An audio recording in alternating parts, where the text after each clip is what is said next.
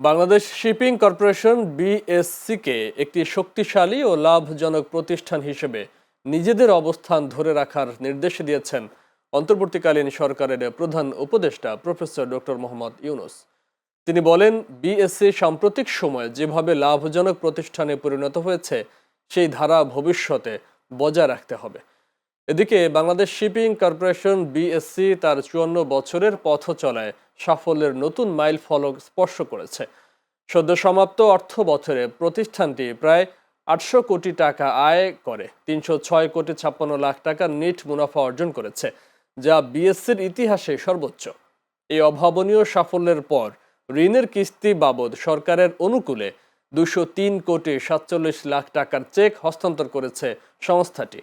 আজ রাষ্ট্রীয় অতিথি ভবন যমুনায় প্রধান উপদেষ্টা প্রফেসর মোহাম্মদ ইউনূসের কাছে এই চেক হস্তান্তর করা হয়।